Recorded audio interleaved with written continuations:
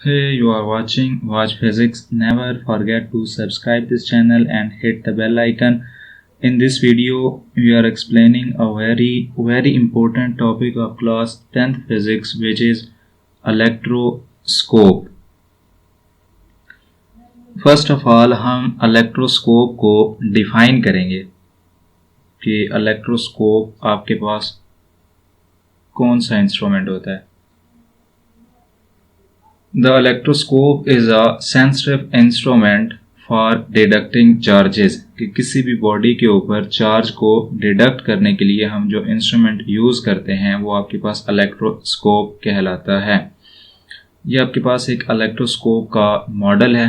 अब हम इलेक्ट्रोस्कोप को किस वे में कंस्ट्रक्ट करते हैं इसको अब हम एक्सप्लेन करेंगे. तो construction of electroscope. First of all, it consists of a rod and disc at the top.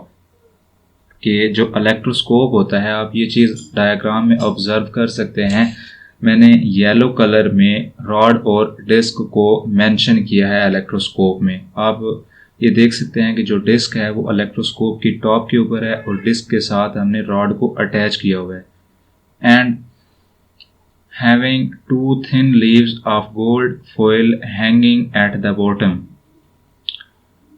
कि हमारे पास जो दो गोल्ड फॉइल लीव्स होते हैं उनको हमने रॉड के बॉटम के साथ कनेक्ट किया होता है. ये चीज़ आप डायग्राम में से ऑब्जर्व कर सकते हैं. The rod passes through insulator that keep the rod in place. Charges move freely from disk to leaf through rod. कि हमारे पास जो रॉड होता है उसको हम एक इंसुलेटर प्लग के अंदर से पास करवाते हैं ताकि जो रॉड है वो एक ही जगह पे फिक्स रहे. इसके अलावा इलेक्ट्रोस्कोप के ऊपर जो चार्जेस होते हैं वो डिस्क से पूरे इलेक्ट्रोस्कोप के ऊपर फ्रीली मूव कर सकते हैं with the help of rod. Clear this point. A thin aluminium foil is attached on lower portion inside the jar. अब ये क्यों लगाई जाती है aluminium foil? Usually it is grounded for protection from external electric disturbance. आप ये चीज़ diagram में देख सकते हैं कि मैंने रेड कलर में एक मेटल फॉइल को मेंशन किया है. मोस्टली हम इसको ग्राउंड करके रखते हैं. अब इसका क्या काम है? जब हम इलेक्ट्रोस्कोप को चार्ज करते हैं उस वक्त इसका परफॉर्म किया जाता है.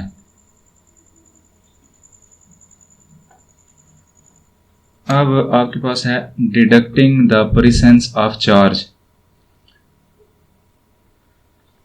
To deduct the presence of charge on any body.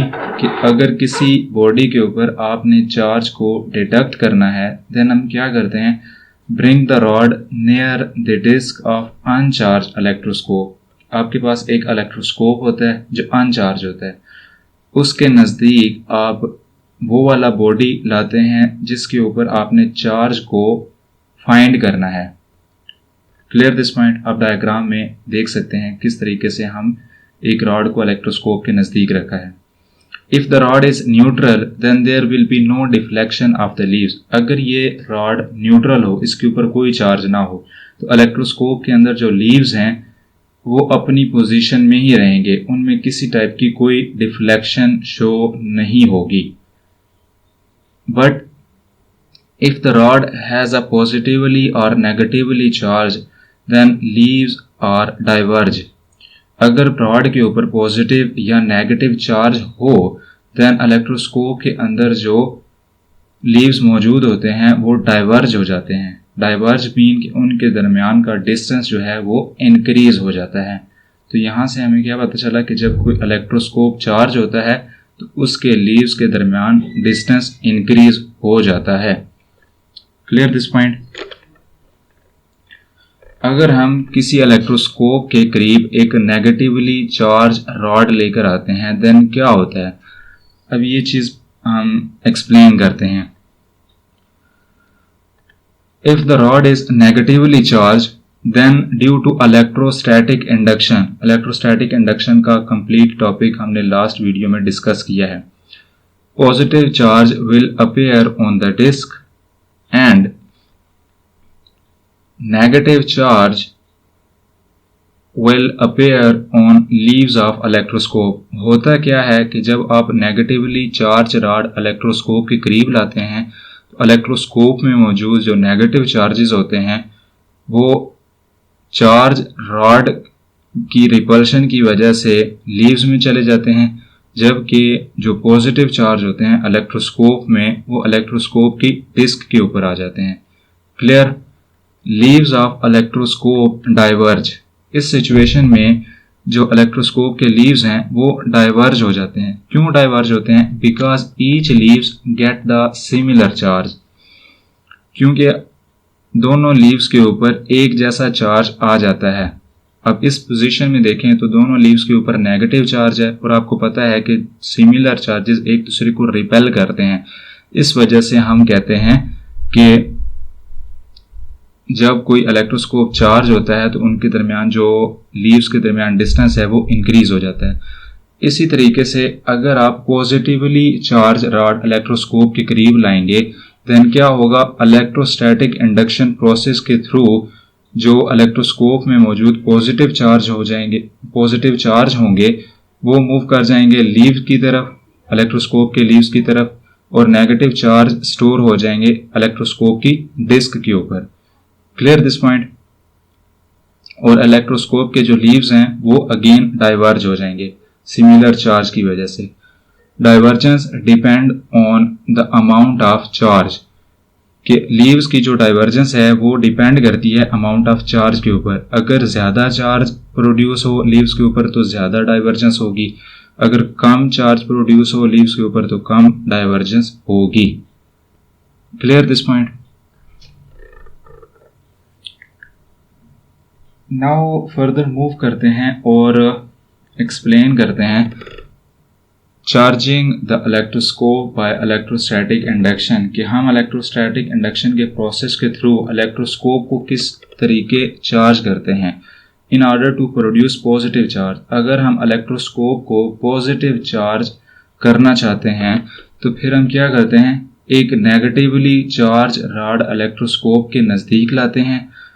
तो फिर क्या होता है? ये चीज़ हमने अभी डिटेल में डिस्कशन की है कि जब हम नेगेटिवली चार्ज रॉड इलेक्ट्रोस्कोप के करीब लाते हैं तो इलेक्ट्रोस्कोप में मौजूद जो नेगेटिव चार्ज होते हैं वो इलेक्ट्रोस्कोप के लीव्स में चले जाते हैं, जबकि जो पॉजिटिव चार्ज होते हैं वो फोर्स ऑफ अट्रैक्शन की वजह से इलेक्ट्रोस्कोप की डिस्क के ऊपर स्टोर हो जाते हैं, क्योंकि नेगेटिवली चार्ज रॉड नज़दीक है.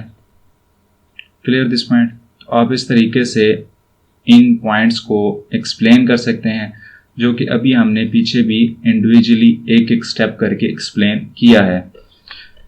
आई एम होपिंग यहाँ तक आपका डाउट क्लियर हो चुका होगा. अब आप डायग्राम में देखें तो हमने मेटल फॉइल के बारे में पढ़ा था. तो यहाँ पे मेटल फॉइल का मेन पर्पस स्टार्ट होता है. तो अब हम मेटल फॉइल को क्या करेंगे?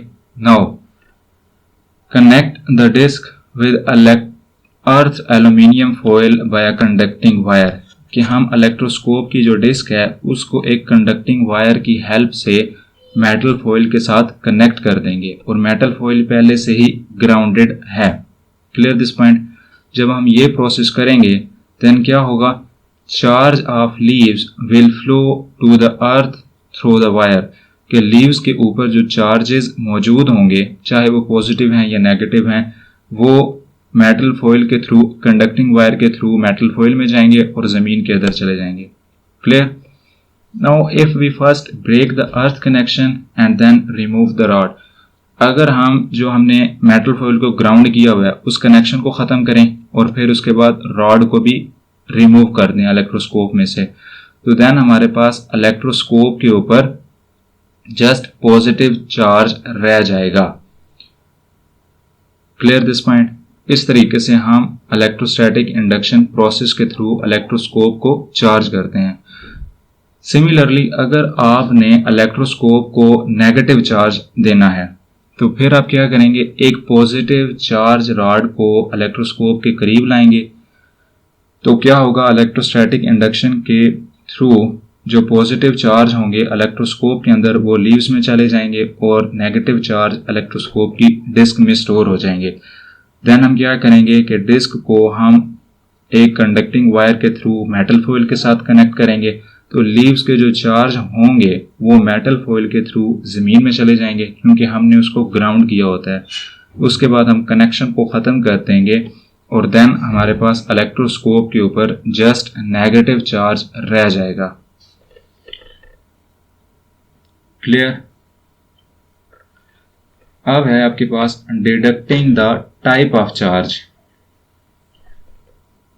कि कोई भी बॉडी हमें पता है कि इसके ऊपर चार्ज है लेकिन ये नहीं पता कि बॉडी के ऊपर पॉजिटिव चार्ज है या नेगेटिव चार्ज है। अब हमने ये चीज़ फाइंड करनी है। For deduction type of charge the electroscope is firstly charge. अगर हमने चार्ज की टाइप को फाइंड करना है तो पहले हम इलेक्ट्रोस्कोप को चार्ज करेंगे और ये चीज़ हमने डिटेल में अभी पढ़ी है कि इलेक्ट्रोस्कोप को किस तरीके से चार्ज किया जाता है। ये आपके पास एक इलेक्ट्रोस्कोप है और सपोज करें कि हमने इसको पॉजिटिवली चार्ज इलेक्ट्रोस्कोप कंसीडर किया हुआ है। क्लियर? इस इलेक्ट्रोस्कोप के ऊपर कौन सा चार्ज है? पॉजिटिव चार्ज है। तो अब हम क्या करने लगे हैं, now bring the charge body near the disc of the positively charge electroscope, कि हमारे पास एक पॉजिटिवली चार्ज इलेक्ट्रोस्कोप है, उसके नज़दीक हम ये जो रॉड है जिसके ऊपर हमें नहीं पता कि पॉजिटिव चार्ज है कि नेगेटिव चार्ज है, उसको इलेक्ट्रोस्कोप की डिस्क के नज़दीक करेंगे। Clear this point? इस तरीके से रॉड को इलेक्ट्रोस्कोप के डिस्क के नज़दीक किया हुआ है। If the divergence of the leave increases the body carriers positive charge. ये तो आपको पता है ना कि जब इलेक्ट्रोस्कोप चार्ज होता है तो उसके जो लीव्स होते हैं वो डाइवर्ज पोजीशन में होते हैं। अब ये यहाँ पे ये कहता है कि अगर डाइवर्जेंस इंक्रीज कर जाए, पहले से ज़्यादा हो जाए, तो जो बॉडी हमने इलेक्ट्रोस्कोप के करीब किया है उसके ऊपर पॉजिटिव चार्ज है। And if the divergence of leaves decreases the body carries negatively charge। अगर इलेक्ट्रोस्कोप के लीव्स की डाइवर्जेंस डिक्रीज कर जाए, उनके दरमियान जो डिस्टेंस है वो कम हो जाए, तो बॉडी के ऊपर जो चार्ज रॉड हमने नज़दीक किया है उसके ऊपर नेगेटिव चार्ज है। Clear this point? लास्ट में हम ये फाइंड करेंगे, आइडेंटिफाई करेंगे कि कोई बॉडी कंडक्टर है या इंसुलेटर है इलेक्ट्रोस्कोप को यूज़ करके। Electroscope can also be used to distinguish between insulator and conductor। Electroscope को यूज़ करते हुए हम ये भी फाइंड कर सकते हैं कि कोई बॉडी कंडक्टर है या इंसुलेटर है। किस तरीके से करेंगे? Touch the disc of charge electroscope with material. पहले हम क्या करते थे कि डिस्क के करीब लाते थे सिर्फ मटेरियल को। अब हमने ये आइडेंटिफाई करना है कि बॉडी कंडक्टर है या इंसुलेटर है। उसके लिए हमने क्या करना है, ये जिस मटेरियल को फाइंड करना है ना कि ये कंडक्टर है कि इंसुलेटर है, उसको डिस्क के ऊपर टच करना है। Clear this point? Touch the disc of charge electroscope with material. Electroscope भी आपके पास चार्ज हो और मटेरियल आपने उसकी डिस्क के ऊपर टच करना है। If the leaves collapse from diverge position the body would be a good conductor. अगर इलेक्ट्रोस्कोप के जो लीव्स हैं वो अपनी डाइवर्ज पोजीशन से अपनी वापस नॉर्मल पोजीशन में आ जाएं तो आपके पास जो बॉडी होगा वो एक गुड कंडक्टर कंसीडर किया जाएगा।